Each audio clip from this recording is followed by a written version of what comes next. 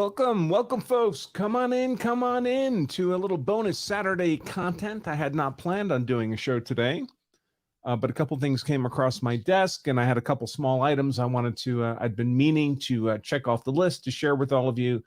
So I thought I would just go ahead and spark one up, as the kids say these days. So come on in, make yourselves comfortable. For those who may not know, I can't imagine anybody doesn't know, but I am, of course, Attorney Andrew Branca for Law Self-Defense. Thank you. Thank you. Super kind. Very, very good of you to come in. So a couple things I wanted to share with you is one, just a news item on the Rust shooting, the Alec Baldwin shooting of Helena Hutchins, dealing with one of the directors, assistant directors, who was also criminally charged in that case. And an update on my interactions with Dr. Marcus Funk. You'll remember I critiqued an academic paper he had written comparing and contrasting U.S. self-defense law to Germany and the UK, I believe, never imagining in a million years that I would ever pop up on Dr. Funk's radar. But sure enough, he called me and emailed me, I guess I should say. And we had a very nice chat. And we arranged to have lunch, so I'll share all that update with you as well. And primarily, I wanted to touch again on the case we covered yesterday. Stephanie Clark, a woman who shot and killed her purportedly abusive live-in boyfriend, had been convicted of murder at trial, had her murder conviction reversed this past Monday by the Minnesota appellate courts, the mid-level appellate courts, in a case that's centered on the question of imminence. Imminence, of course, she claims self-defense in the shooting of her boyfriend. One of the required elements of self-defense is imminence, normally meaning that the threat you're defending yourself against must have been either actually in progress or immediately about to happen. The fist is pulled back. You don't necessarily need to wait to get struck, but the threat needs to be occurring or immediately about to occur. That's the normal definition of imminence. That didn't apply in her case because when she shot her purportedly abusive boyfriend, he was not presenting an imminent threat. So normally she would not qualify for self-defense. And in fact, at trial, she was convicted, meaning the jury did not accept her claim of self-defense. And then the appellate courts heard her appeal and decided, no. We think the scope, the definition of imminence should be broader than that the threat was actually occurring or immediately about to occur, particularly in the context of spousal abuse. And I'm not going to cover all of that again. You can go to yesterday's show to hear my read through of the entire appellate court decision there. But a news article came across my desk. It says it had some interesting additional facts about the trial process that I thought would be interesting to share with all of you and to contrast it with how the facts were presented by the appellate court in their opinion. So I thought that might all be interesting to all of you. So come on in. Please, folks, if you're not yet a subscriber, you need to be a subscriber even to comment. So if you're on YouTube and you're not yet a subscriber, please hit that subscribe button. We're at 48.3 thousand subscribers, which is pretty modest in the greater scheme of things. It would be great to hit 50,000. Maybe I'll do a special show like Jeff or some of the other law troopers do when I hit 50,000. So please subscribe. Tell your friends and family to subscribe. Subscribe often and frequently. Hit also that thumbs like button. I'm told that's the most important parameter YouTube uses to encourage the algorithm to spread the content more broadly. So presumably you're here because you like the content. So hit the thumbs up button. And if you could leave a comment, that also helps trick the algorithm. Even if the comment is just your city and state, they don't know what it is. So that would be appreciated as well. And the same for Rumble, whatever happens on Rumble. And as always, folks, if you have questions or really, let's make this Saturday show kind of like an open mic. So you can ask me. It doesn't have to be related to the topics we're talking about. You have any kind of self-defense law question, feel free to pose it and I'll answer it. But if you're on YouTube, the question needs to be a super chat, minimum $5. If you're on Rumble, it needs to be a Rumble rant, minimum $5. Or if you're a Law Self-Defense member, just ask whatever questions you want for free in the member chat, as always. And folks, you might consider going that route. Being a law self-defense member is less than $10 for an entire month. And I answer all your questions for free instead of $5 or $10 or $20 a pop, as many of you do for super chats or rumble rants. You become a member right now, instantly access the member dashboard, watch this stream there, and go into the chat there and ask your questions for free. Less than $10 a month, 30 cents a day at lawofselfdefense.com/join. All right, a couple other housekeeping things. Stuff is coming to a head. Whoops. I lost my little button there. Stuff is coming to a head. So, as you all know, we have our upcoming Law Self-Defense Advanced class, now 2 weeks away. 2 weeks from today, Saturday, April 15th. This is our full day Law Self-Defense Advanced course, taught live by me, streamed to you at your computer, 6-7 hours of substantive teaching, and then as long as the Q&A lasts, I'll stay, as long as I have a voice to answer all your questions. Plenty of interaction. This is the premier class to make yourself hard to convict if you're ever compelled to use force in defense of your family, to make your narrative of self-defense as robust as possible, to make sure you know what to do in that critical hour of self-defense. What I mean by the critical hour is the hour of time that's centered on your actual use of defensive force, the 30 minutes leading up to it and the 30 minutes following it. That's 90% of your self-defense narrative right there, is determined, set in concrete in that 1 hour window. Would you like to know what you need to do in that 1 hour window to make sure you're hard to convict, that you're an unattractive target of prosecution? That's what we cover in our Law Self-Defense Advanced class. And by the way, I hadn't planned to do a show today, so we haven't updated the webpage yet. The discount, and it's, I just looked today, it's not just a 10% discount. It's a 10% discount on just a basic ticket. We also have a bundle of content that you can get at a tremendous discount, and that's discounted even further by 25%. I didn't even know, because I don't do my own marketing stuff. I guess I should have taken a look before now. But technically, all these discounts were supposed to end yesterday, but I hadn't planned on streaming over the weekend, so we haven't updated anything. We were going to do that in preparation for Monday. So you can actually still get these discounts over the course of the weekend. So I would encourage you to learn more, or just go ahead and take advantage and sign up at lawofselfdefense.com/advanced. And the other thing I wanted to remind all of you of is just a favor to my local Gracie Academy Jiu-Jitsu Dojo, which is where I train in Brazilian Jiu-Jitsu in Colorado Springs. They are having a free self-defense seminar for 2 hours a week from today, next Saturday. Now, this is just the Colorado Springs area, and I know most of you are not within an hour or two of Colorado Springs, Colorado. But for those of you who are, I would really encourage you to take advantage of this. Folks, if you're not studying BJJ, you're not studying what I consider to be the most tactically effective, but also the most legally sound martial art available anywhere. And you can try it out for free. And Professor Ray, who runs that dojo, is just a fantastic guy. Very nice. You'll have a great time. You won't get injured. Don't worry about that. And it'll be very low speed, but you'll learn a lot, even in just that 2 hour window. And you can learn more about that by either scanning this QR code with your phone right now, or go to Graciejujitsu101.com. Hey, folks, I apologize for this, but I've got something in my throat, and I forgot to get a bottle of water. So hold on 1 second. I'll be right back.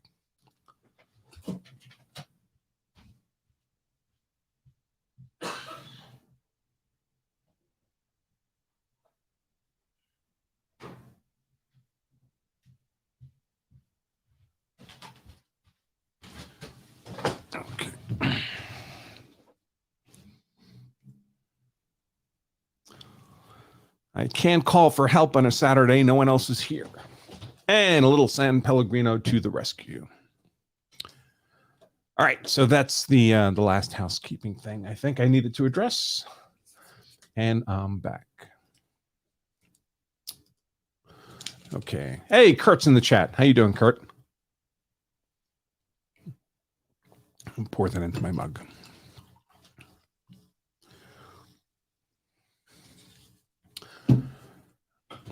Okay. I see some of the comments mention karate. Karate's still a thing, folks, but the nice thing about BJJ is you don't have to stand there and get punched a lot, which I've taken karate too. There's a lot more impact going on typically in karate.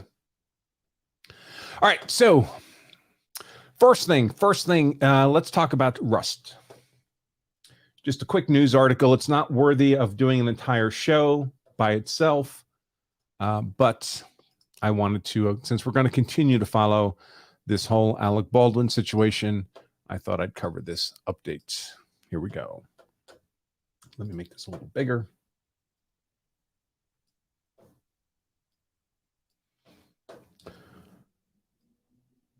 Okay, headline, news article, news report. Rust First Assistant Director David Halls sentenced in deadly on-set shooting. I love how they always use the passive voice when they're writing about someone that they that's a member of their tribe, the news media.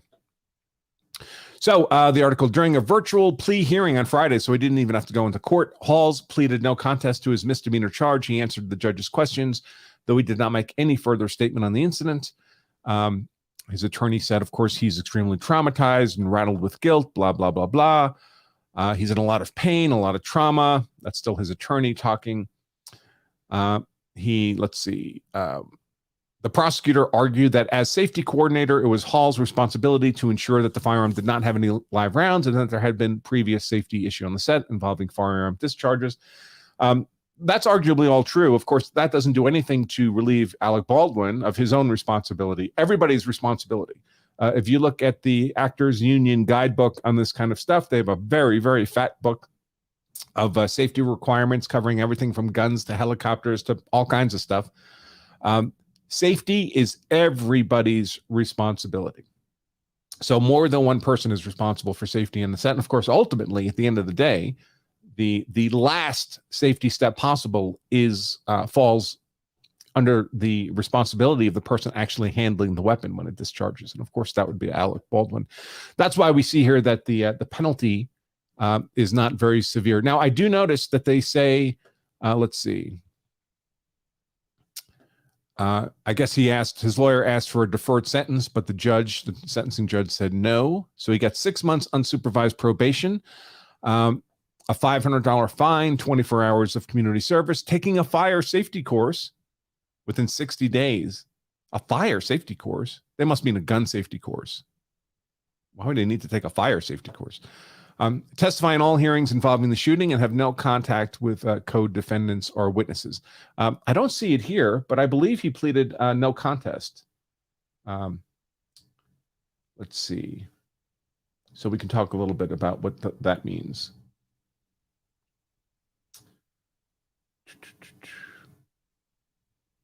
Yes.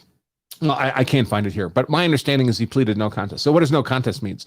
You can plead no contest.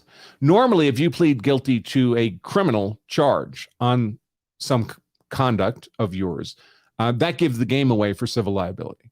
If you plead guilty criminally, that locks in your civil liability as well.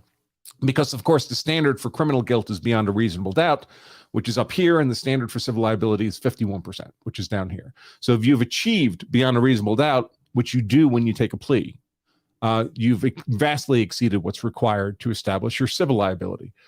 But in many states, particularly, well, obviously New Mexico, you can plead no contest. What no contest means is that you're conceding guilt on the criminal front, but you're reserving the privilege to fight civil liability.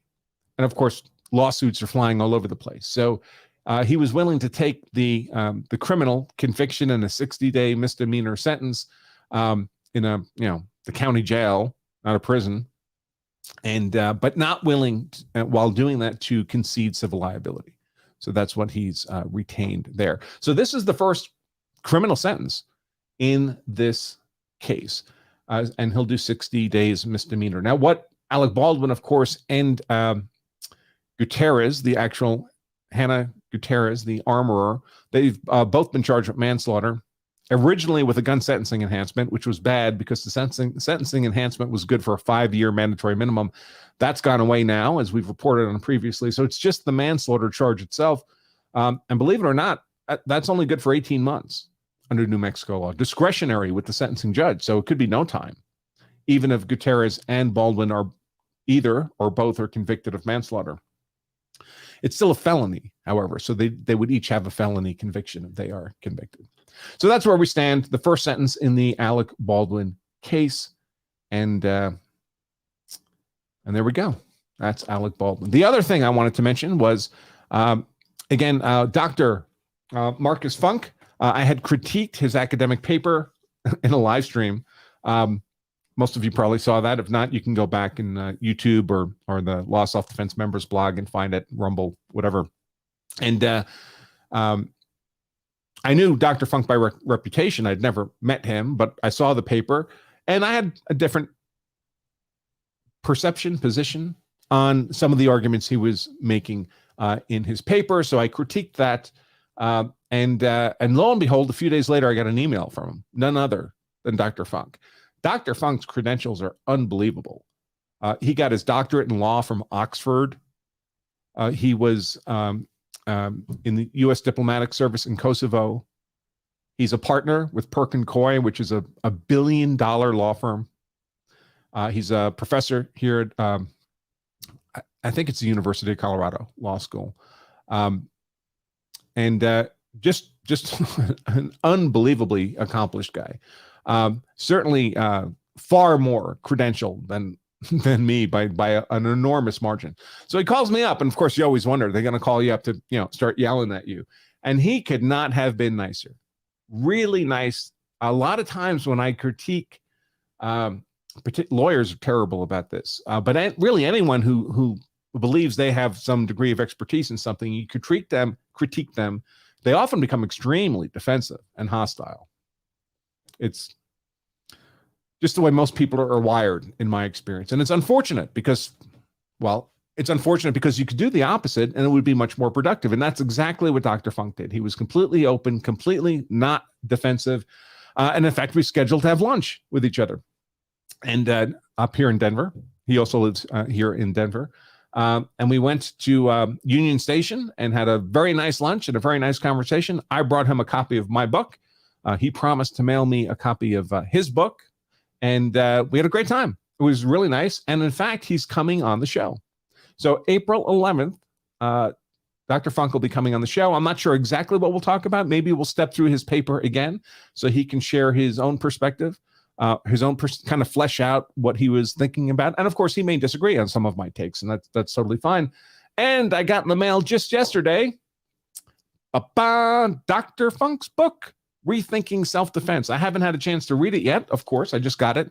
But I do have another motorcycle trip coming up soon, and I plan to bring it with me and read it on the road as much as I can get done reading on the road. So that's, the interaction with Dr. Funk has been just amazing. Really nice guy. Sometimes the world's amazing. The internet's amazing. The connections you make.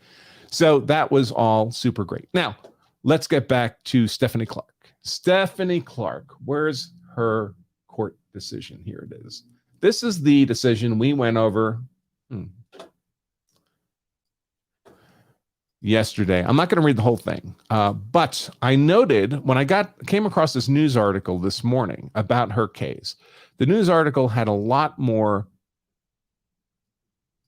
factual details about the trial than was included in the appellate court decision. And I thought it was interesting that the appellate court decision chose to emphasize certain facets of this case and de-emphasize the facets, the facts of the case that might have made their decision to expand the definition of imminence seem less reasonable than might otherwise be the case. Another thing I want to mention is, in the news article mentions this, is the judge in this case was none other than this guy, Peter Cahill. You remember Peter Cahill? He was the judge in the Derek Chauvin / George Floyd trial. And he's back in the news now with a much lower profile case, but he was the trial judge who was reversed by this appellate court decision. So I thought that was interesting. So, okay, back to the opinion here. So you'll remember this: Minnesota versus Clark, all the parties involved, And the court sets out this presentation, the appellate court, in preparing to reverse the trial court's conviction of Stephanie Clark, remand for a new trial. The appellate court chose to present the facts of the case in this way. Now, keep in mind, normally, when an appellate court is reviewing a conviction at trial, they assume the facts of the case. They review the facts of the case in the light most favorable to the state, in the light most favorable to the prosecution, that the prosecution's rendition of the facts are the real facts because the jury convicted. So they must have believed the prosecution proved their case beyond a reasonable doubt. This, of course, is one of the reasons I say appeals are for losers. Of course, obviously, you're only on appeal if you lost a trial. If you were acquitted at a trial, there is no appeal. It's over. The whole process is over. So you're not appealing unless you got convicted. You lost a trial. But also, another reason appeals are for losers is at trial, all the legal presumptions are in your favor. You're presumed to be innocent until proven guilty beyond a reasonable doubt. But on appeal, that's all reversed. You've been convicted. Now you're presumed to be guilty. And part of that presumption that you're guilty because you've been convicted is that the appellate courts presume the facts are those as presented by the state. They look at the facts in the light most favorable to the state. And I commented yesterday that it certainly seems like this appellate court did the opposite, that they chose to view the facts in the case in the light most favorable to the appellant, to Stephanie Clark, convicted by jury at trial.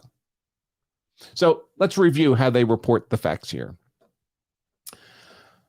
In 2020, appellant Stephanie Lewis Clark was in a romantic relationship with DB. DB. A lot of you asked, why are they using the initials DB?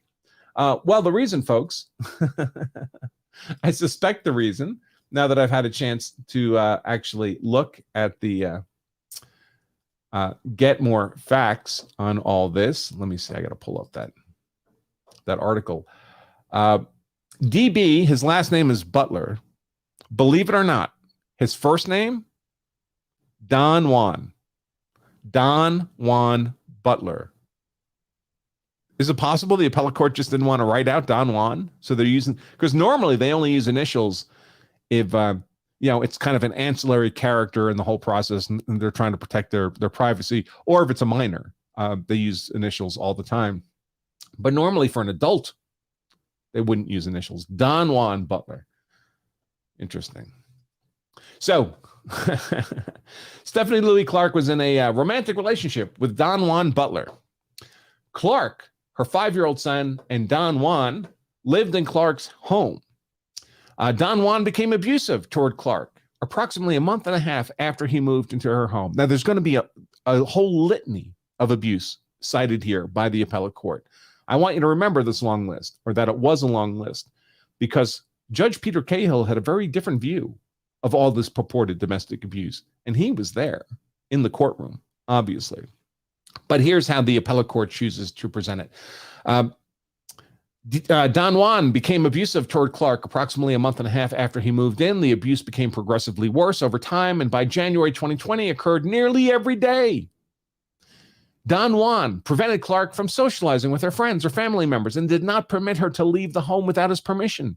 Don Juan also yelled at, pushed, kicked, and slapped Clark. When Don Juan became angry with Clark, he forced her to kneel in a kneeling spot in front of a door and hit her in the head if she did not comply. On at least one occasion, Don Juan held a loaded firearm to Clark's head. Don Juan kept several firearms around the home and frequently paced around the home with a firearm.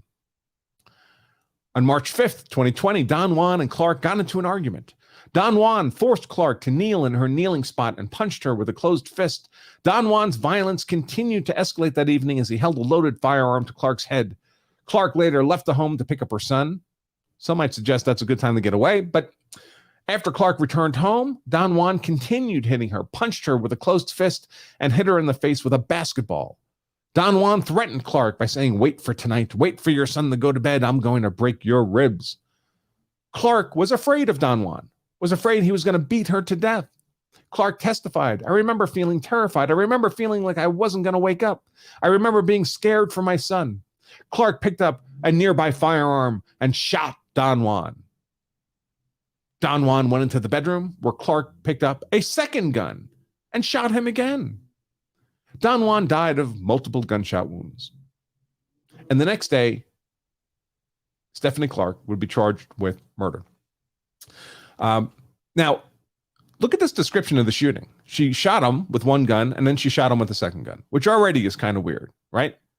And they say he died of multiple gunshot wounds. Well, it could be two shots, right? They're really only describing two shots here. Shot him, got a second gun, shot him again. And the facts, I think we'll discover, are just a little different than that.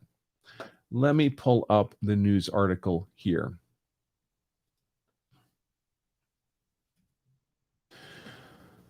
So it's an article about the reversal of her conviction, of course. A Maple Grove woman who claimed self-defense for fatally shooting her boyfriend won an appeal of her second-degree murder conviction after the Minnesota Court of Appeals, that's the mid-level Court of Appeals in Minnesota. There's still the Minnesota Supreme Court above this court. It ruled that an instruction to the jury was misstated. Again, I don't believe Judge Cahill misstated Minnesota self-defense law. He defined imminent as being something immediately about to occur. That's the normal definition of an imminent threat for use of force law purposes. There's nothing in Minnesota law to suggest it should be any different than that. This appellate court is making that call retroactively. Judge Cahill at trial would have had no reason to expect this, but they're reversing him anyway. Basically, they're creating new Minnesota law, this appellate court decision, by expanding the definition of imminence to include past threats, speculative future threats, something more temporally than a threat actually in progress or immediately about to occur. Now, Stephanie Louise Clark could get a new trial. Well, she'll either get a new trial or she won't face a new trial, which would be good for her. Clark, 32, claimed to be in an abusive relationship with Don Juan Butler, 30, so clearly an adult, no reason to use initials as if he were a minor, who moved in with her and her then 5-year-old son about 10 months before she killed Butler in March 2020. A Hennepin County jury deliberated 4 hours. 4 hours, folks. That's not a lot of deliberation in a murder trial. To find Clark, who had no criminal history, guilty. In October 2021, she was sentenced to 25 and a half years in prison and remains in custody. But a 3-judge appeals panel unanimously ruled this week that when the deliberating jury asked for a legal definition of imminent, referring to the threat Clark was facing, the court, Judge Peter Cahill, misstated it as immediate. That's not a misstatement of imminence, folks, under existing Minnesota law. The jury reached a guilty verdict shortly after getting this definition of imminence as meaning immediate. The appeals ruling lays out that on March 5th, 2020, Butler had abused and threatened Clark and had held a gun to her head, though not at the time she shot him. Is having a gun held to your head an imminent threat? Sure it is. Could she have shot him then? Sure. But that's not when she shot him. Remember, this notion of imminence is like a window. It opens and closes, right? There's no threat, and there is a threat, then there's not a threat. You're only allowed to use defensive force when there is a threat, when the threat is imminent, when the window is open. That you were threatened earlier, but are not being threatened now, does not give you, normally, the element of imminence required for self-defense. By the way, again, reminder, this 5 elements of self-defense law cheat sheet, we give this to you for free, folks. You can get it at lawofselfdefense.com/elements. But not at the time she shot him. Retired Judge Roger Klopacki, I don't know how to pronounce that. Sorry, Judge, but this is the appellate court judge who wrote the decision reversing her conviction. Assigned to the case with 2 other judges, so a 3-judge panel, which is normal, wrote that the term immediate obliterates the nature of the buildup of terror and fear, which had been systematically created over a long period of time. That's that litany of abuse that, right, we just read in the opinion. And of course, the news article is quoting here from that opinion.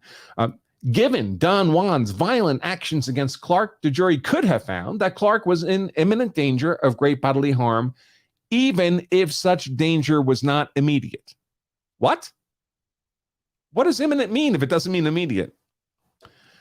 The panel said the definition given by Cahill to the jury that imminent means immediate telegraphed to jurors that Butler's actions did not qualify as an imminent threat. Well, they wouldn't if they were not immediate under the normal definition of imminence, and placed a thumb on the scale for the prosecution. Folks, this appellate court decision is emoting. Every jury instruction is placing a thumb on the scales, given the particular facts of a case, because the jury instruction is going to favor, we're going to end up with a verdict, right? So it's favoring either the state or the defense. That's not a problem of the law. That's a problem of the facts and the arguments being made in court. I mean, does the murder statute put a thumb on the scales for the prosecution? Does the fact that a defendant has a constitutional right to legal counsel, does that put a thumb on the scale for the defendant? Sure. But that's a good thing. Prosecutors in the Hennepin County Attorney's Office are considering whether to appeal to the Minnesota Supreme Court, but declined to comment further. If they decide against it, Clark's case would go back to district court for a new trial. If the prosecutors want to, they don't have to. Clark's trial attorney. Clark retained attorneys Fisher and Forsgren for the appeal. Her trial lawyer was Eric Doolittle. It's normal to have different lawyers for your appeal than for your trial, folks. There's two reasons for that. One is appellate practice is quite different than trial practice. Appellate practice tends to be very, very technical, and there's no jury to appeal to. So there's none of the theater. It's mostly written. I mean, there may not even be oral arguments at all. So it's just motions and arguments being filed before the appellate court. So there's none of the theater of a trial, which is a very different, so appellate lawyers don't need that skill set. And that skill set wouldn't be helpful to them in an appeal setting. But in a trial setting, that can be more important, as we learned with Alex Murdaugh, being able to carry out the theatrics portion of a trial practice can be more important than the actual facts and law in the case. I mean, Alec Murdaugh reportedly frequently, by his own partner's testimony, the partners he stole money from, said that he would get far more money in settlements than their own legal analysis of a case would warrant. But you don't need that theatrics. It wouldn't help you in the appellate court decision. So different types of practice, different kinds of mindset and skill set between trial court and appellate practice. Also, by the way, one of the arguments you always want in your back pocket is to argue ineffective assistance to counsel. You have a constitutional right to effective assistance to counsel. And a trial court can consider that, even if it was, it wouldn't be preserved by objection at trial, right? Your own trial lawyer is not going to object, I'm ineffective at trial. So it's one of those rare cases where the appellate courts can review the issue, even if it wasn't preserved for review by objection at trial. But it would be hard to argue ineffective assistance on appeal if it's your trial lawyer you've selected to be your appellate counsel, right? So another reason. At trial, the trial lawyer, Eric Doolittle, objected to the jury instruction on imminent, but District Judge Peter Cahill allowed it. He allowed it because that's the standard jury instruction in Minnesota on imminence. It's the normal definition of imminence for use of force law purposes. Why did the defense counsel object? Well, because it doomed them.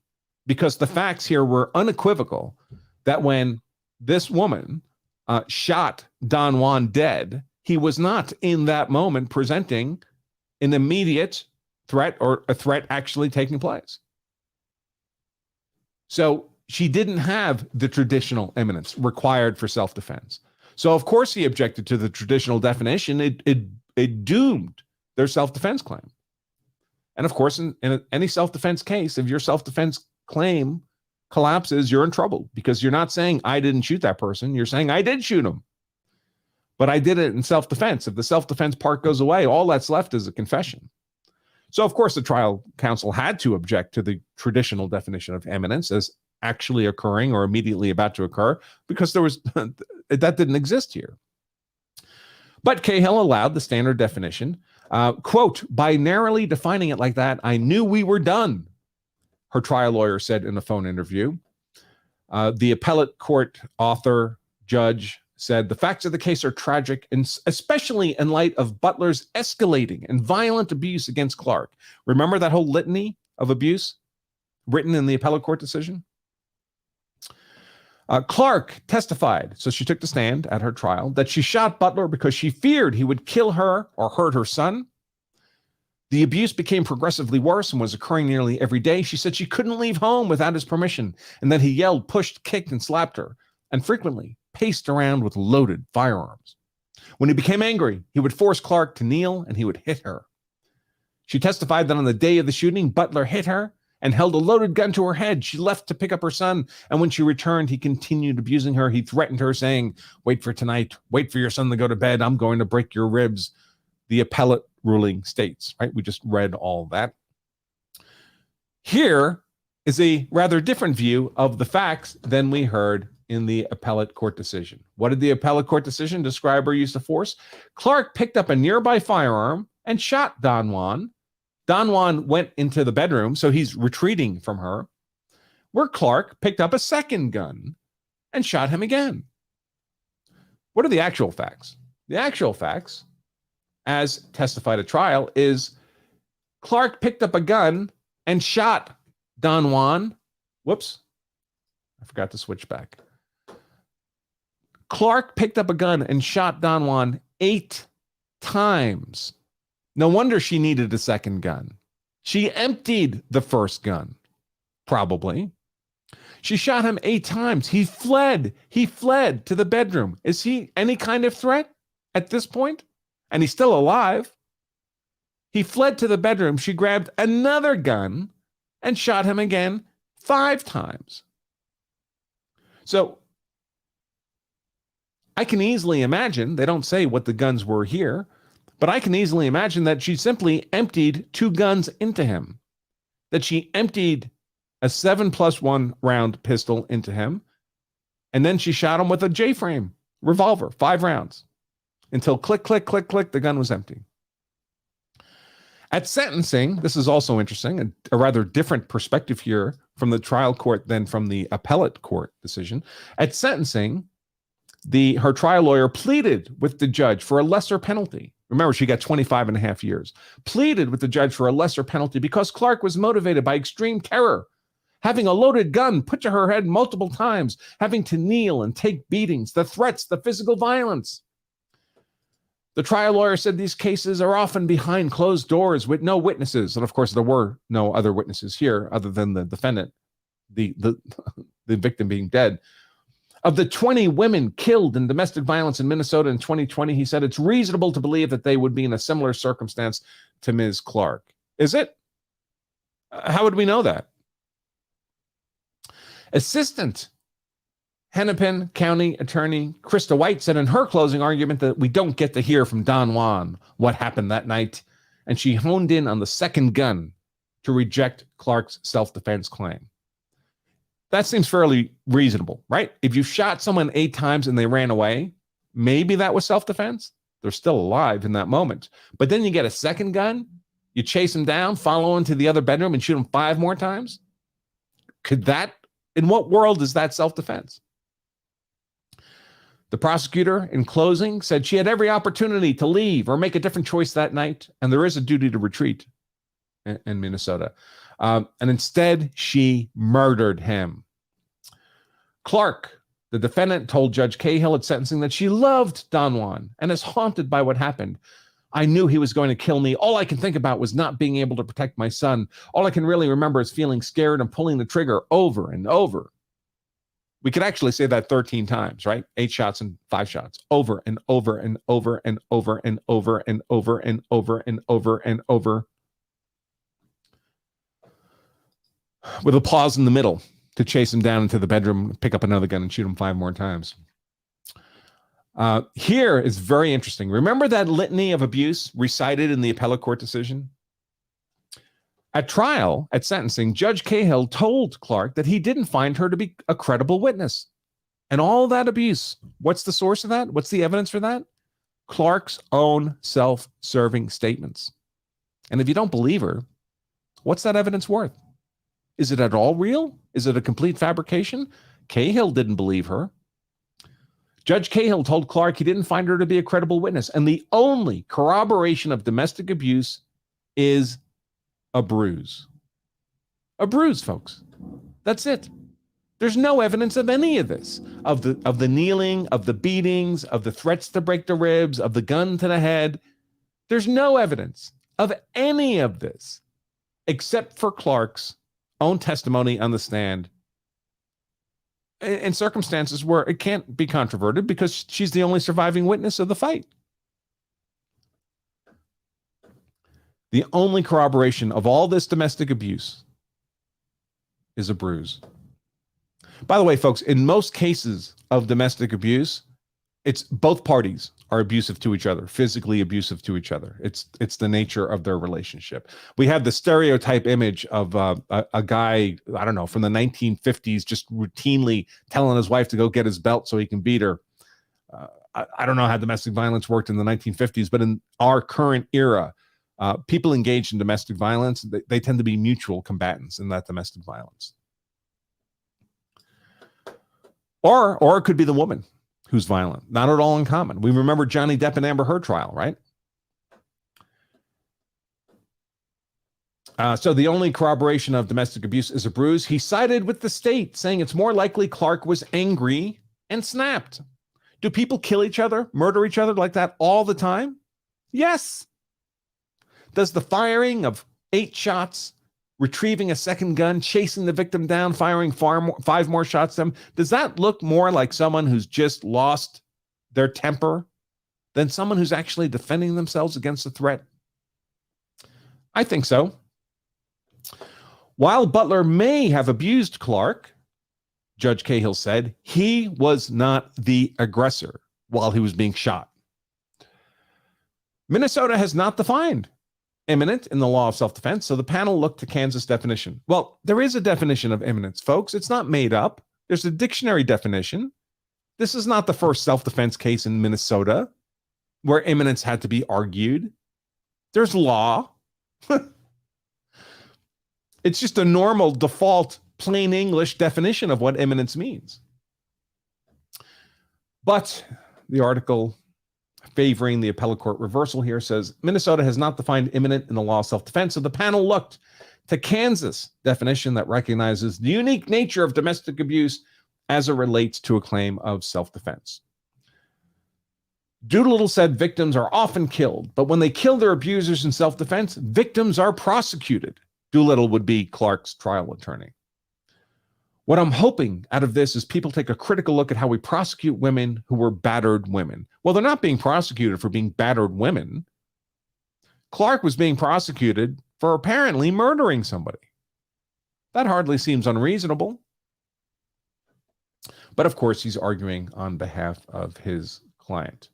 And again, we talked about this at length yesterday. I don't want to repeat yesterday's show, but the argument in these domestic abuse situations for why there should be a broader definition of imminence than the traditional definition, than the definition of imminent as actually occurring or immediately about to occur, has to do with what's believed to be the unusual psychological position of the woman and her perception that a threat to her may not be immediately about to occur, but may be otherwise unavoidable, that it will inevitably happen.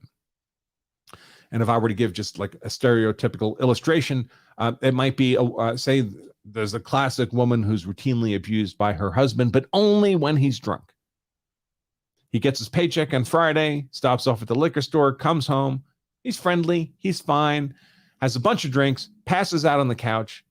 And every time that happens, when he wakes up, he beats her viciously. And she knows this. It's been happening for years. It's always the same pattern.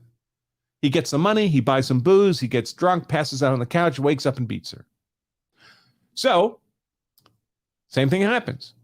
Gets his paycheck, buys a bunch of booze, comes home, drinks it, passes out on the couch, and she's looking at him and she's thinking, I know what's coming. When he wakes up, I'm going to be the victim of another beating, and she can't take it anymore. Now, you might think she could just leave, but the argument is, there's a reason why abuse victims don't leave. I'm not going to get into the merits of those, but they stay, right? So in their heads, they have a reason why they don't leave. So she's looking at him passed on the couch, and she knows that the beating is coming, that it is otherwise unavoidable, unless she shoots him or pours gas on him and sets him on fire, or does, kind of a preemptive self-defense thing. And they do that, and then they kill the person, the abuser, when the abuser is not, in any traditional sense, an imminent threat in the moment. And they have to make this argument that, well, it was a domestic abuse situation, so we should use a broader definition of imminence than the traditional definition. That's what's happening here. And I believe every state now has a provision for abused spouse syndrome. So normally, if there was no imminence in the traditional sense, there simply wouldn't be any self-defense. But what the defense attorneys for these women like to be able to do is bring in a psychologist to testify about battered women syndrome, why they don't leave, why they perceive an otherwise unavoidable threat. And a lot of trial judges traditionally would say, no, we don't know if any of this is true. We don't actually know if she was abused. We don't know if she had the psychological state at the moment. I mean, are you saying she was crazy? Because then it's an insanity defense. It's not self-defense. But so a lot of times trial judges would not permit this psychological evidence to be brought into court as not being demonstrably relevant to the facts of the case. Most states now have passed abused spouse syndrome laws that are really evidentiary rules that say if a defendant claims spousal abuse and she wants to bring in this kind of psychological testimony, the trial judge is required to admit it into evidence so the jury can hear it.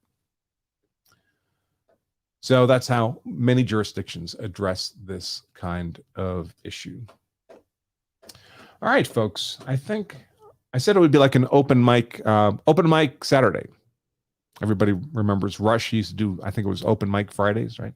Open mic Saturday. If you have any questions, they don't have to be related to the stuff I talked about in today's show. I'll be happy to answer them. Again, if you're on YouTube, it needs to be a $5 minimum YouTube super chat. If you're on Rumble, it needs to be a $5 minimum Rumble rant, or become a Law Self-Defense member. 30 cents a day gets all your questions answered for free. You can do that right now at lawselfdefense.com/join. Become an instant member, less than $10 a month. Go to your member dashboard, join the chat. We're streaming live there right now, just as we are on YouTube and Rumble and Twitter, and get all your questions answered at lawofselfdefense.com/join. All right, let me close this, and I'll take a look for. Whoops. Hold on a second.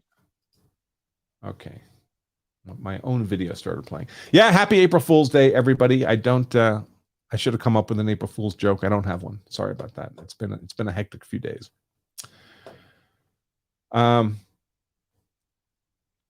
So the Law Self-Defense members. Law Self-Defense member Tax Pro Pam, not really a question. She just makes an observation. She says, I'm taking some shots with my new Kimber with my Mantis laser training system while I listen. Well, good for you, Tax Pro Pam. I don't know if you're shooting live or dry firing. I don't have a Mantis unit. So a Mantis unit is something you can attach to the underside of the frame of your pistol, where you might mount a light, for example.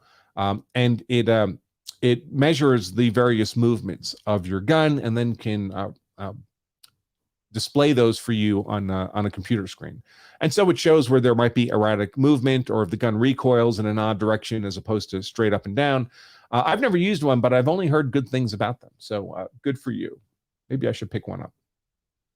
Law Self-Defense member Phillips says, question not related to the show, but would it be possible to address self-defense concerns should someone ever find themselves in Antifa, mostly peaceful riot? Philip, not only would it be possible, but we've already done it. We have an entire course on how to defend yourself in the context of looting, rioting, and arson. Let me see if I can remember what the URL is for that.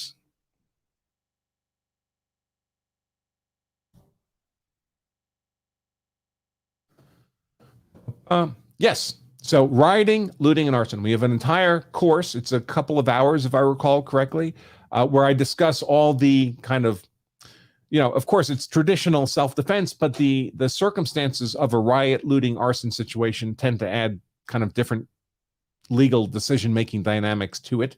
It's different than just defending yourself in an armed robbery or a home invasion, for example. So if you go to lawofselfdefense.com/RLA for riot, looting, arson, that class will pop up. Again, it's a couple hours, so I can't just answer it in the question, sorry, on a show like this, but that's what I would recommend. Lawofselfdefense.com/RLA will get you to the page for that course.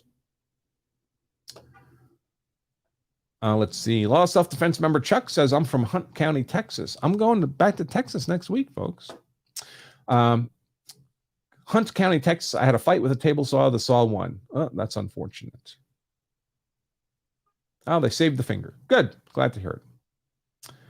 Was the guard off the table saw, Chuck? I bet it was. I bet it was. That's what people do. There's a safety guard that goes over the blade, but sometimes it gets a little hinky and people get tired of messing with it and they take it off.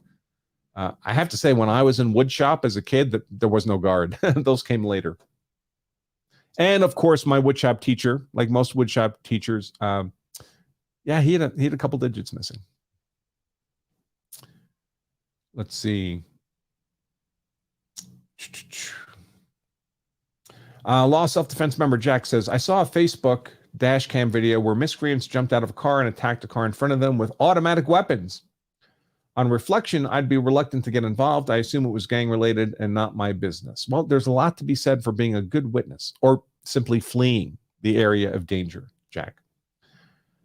We cover defense of others at length, by the way, in our upcoming Law Self-Defense Advanced class, Saturday, April 15th. It's right there on the screen, lawofselfdefense.com/advanced. Let's see. Law Self-Defense member D says, domestics can be a can of angry worms. I've taken them to jail with her right behind me trying to bail them out. Happens all the time. All the time. So the cops get called. Some dude's beating on his wife. They go to arrest the dude, and the wife attacks the cops. Happens all the time. Another reason to be cautious about intervening in fights if you don't really know what's going on. Does it look like a woman's taking a beating from a dude? When you intervene and the cops show up, is that woman now going to say you were the problem? Something to think about. Happens to police all the time. Let's see. Jack, Law Self-Defense member Jack says, question, DA dropped charges against Taylor for shooting Shin. After a minor traffic accident, Taylor and friends attacked Shin, took his keys. Shin, I'm just not familiar with that case, Jack. Sorry. I'm sure if my recollection was refreshed, I'm sure I've seen it, but it doesn't come to mind immediately.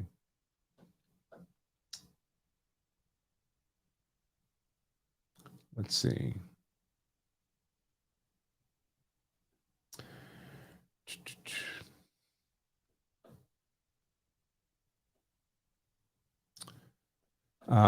Law Self-Defense member Floyd says, question, does the revelation of this trial detail suggest that the prosecution may in fact file for a retrial? Well, it doesn't change anything. The prosecution is aware of all this. So whatever decision they were inclined to make in terms of retrial, this wouldn't change anything. Law Self-Defense member Jack says, question, where in Texas? I'm going to be in the Bernie area.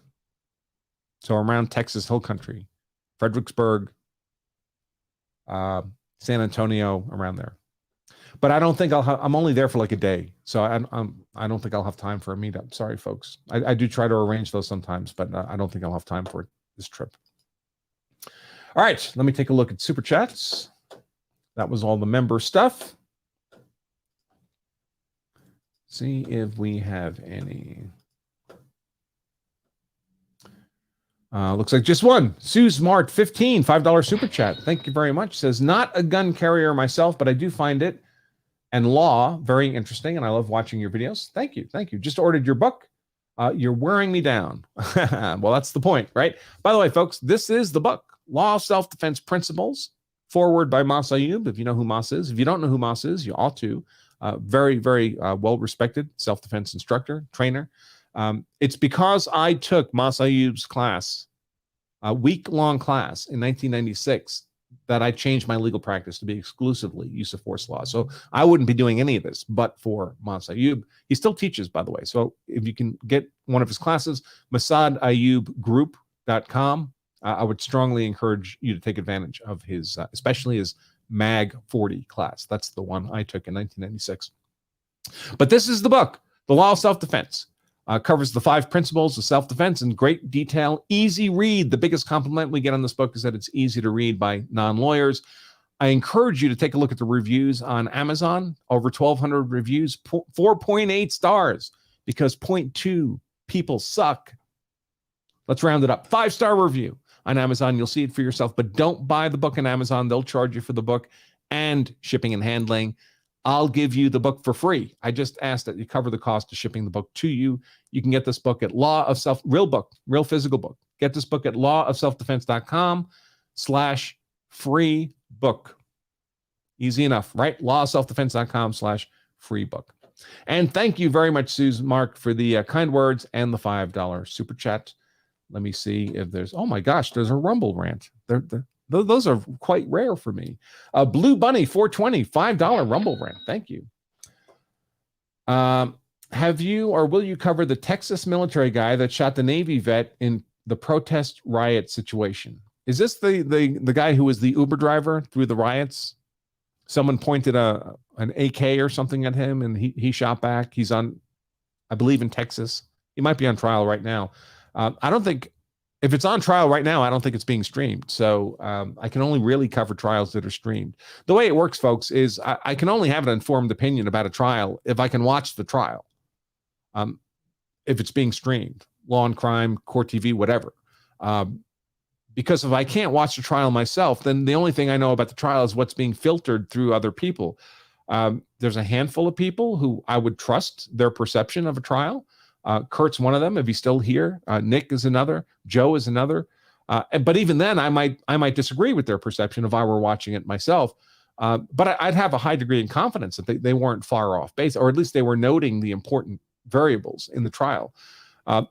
But absent that, the only information we get about the trial is filtered through journalists. And no offense to any journalists in the chat, but if there's a dumber social class of people than journalists, I've not met it. They have no idea what they're watching, no idea what's important. So their kind of daily summaries of trial proceedings are worse than useless, worse. So I can only really cover a trial that's streamed. If it's streamed, I'll probably cover it unless it would conflict with some other more important trial that I have to deal with. Let's see. Scroll up, see if there's any other Rumble rants, and then I'll cycle through the 3 chats again, just to make sure I covered everybody. Law of Self-Defense Miles Dog says, Branka, I'm an hour late. Enjoy your Texas ride. Have a donut. Yeah, I might have a donut sometimes. Sometimes those small town, out in the woods, donut places, they're pretty good. They know how to make donuts. And this is another motorcycle trip. So I got a new pair of motorcycle boots. Yesterday, I bought a new pair of motorcycle boots. My old motorcycle boots, they kept getting water in them. They're supposed to be waterproof, but waterproof stuff, whether you have Gore-Tex or whatever the waterproof layer is, invariably it wears out. And these boots were 2 or 3 years old. So I wasn't really surprised that my feet were starting to get wet in the rain, but then this last trip I took down to the TACCON in Texas last week, I got a lot of mud in my boots, so I had to clean out the sole of the boot, and there was literally a hole in the sole of the boot. My motorcycle, the foot pegs are like metal spikes, and it had just worn a hole in the bottom of the boot. So that would explain how the water was getting in. So it was time to get a new motorcycle boots. I'm actually wearing them right now because they're very stiff, and I want to try to break them in. But I'll show them. I'll show them for those who might be interested. Let's see. There we go. Latch it up.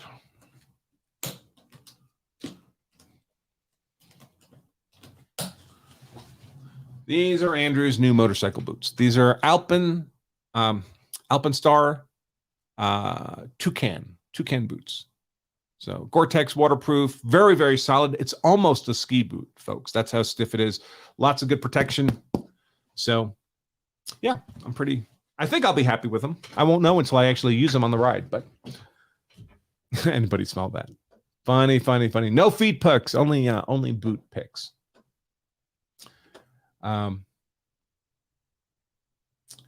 Let's see. Okay, that's all the member stuff. One last look at super chats and Rumble rants, and then I will wrap things up. Nothing there, and nothing there. All right, folks. I think I will let you all go. We're right at an hour, 1 hour, 26 seconds as I speak. So that's a good time to wrap things up. I just remind all of you that if you carry a gun, so you're hard to kill. That's why I carry a gun. So I'm hard to kill. So my family is hard to kill. Then you also owe it to yourself and your family to know the law. So you're hard to convict. And another super chat comes in. $20. Sniffer in Chief says Alpenstars make great boots. Well, I think so. I hope so. I will tell you that if the price is any indication, they think these boots are awesome because they were not inexpensive. This was the most costly pair of motorcycle boots I've ever bought. So I certainly hope they'll prove worth the value. I think they will. That's why I was happy to pay the money. All right, folks, until we meet again next time, I doubt I'll do a show tomorrow, but you never know. You never know. Sometimes I just pop up with a show. If not tomorrow, I definitely have a show scheduled for Monday. So until we meet again, I remain attorney Andrew Branca for Law and Self-Defense. Stay safe.